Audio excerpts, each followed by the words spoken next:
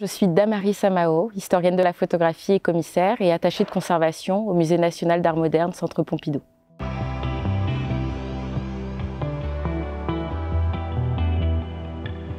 La tâche était assez difficile parce qu'il y avait une très belle sélection avec des projets très disparates qui couvraient toute l'histoire de la photographie. Mais j'ai essayé d'avancer, de naviguer dans cette galerie au coup de cœur, on va le dire. Bien sûr, il y a la photographie historique qui est vraiment un de mes intérêts quand je viens sur la foire, avec la découverte de très beaux tirages, de très beaux travaux, notamment de la photographie moderne de l'entre-deux-guerres. Par exemple, comme ce très beau tirage de Laure Albin Guyot à la galerie Peyroulet.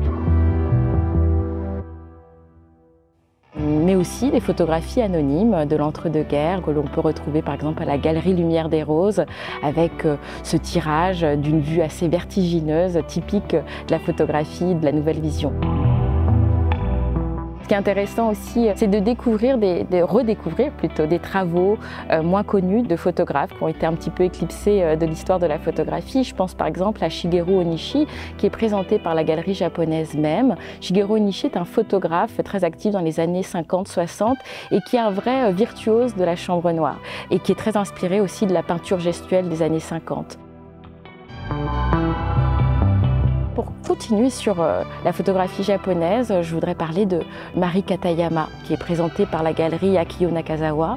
Mari Katayama est une photographe présentée depuis quelque temps un peu plus à Paris, avec beaucoup de bonheur.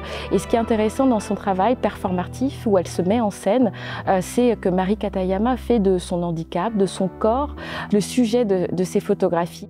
Ce que j'aime, c'est la touche surréalisante, parce que le surréalisme, c'est un de mes grands intérêts. Et puis pour rester sur la scène contemporaine, sur la jeune scène, je pense à Gosette Lubondo, qui travaille sur la mémoire, sur l'histoire, qui revisite des lieux de l'histoire coloniale du Congo et qui fait des mises en scène. Ma sélection a été guidée bien sûr par les coups de cœur, mais aussi par le regard de quelqu'un qui travaille en institution, dans un musée, avec cette recherche d'œuvres qui peuvent être représentatives de l'histoire de la photographie, mais aussi accorder une grande place aux redécouvertes, à des choses qui sont moins présentes dans le marché ou dans les collections. Je pense que par exemple aux œuvres, aux sortes de photomontages, photocollages anti-pop de Boris Lurie, représenté à la galerie Odile Wiseman.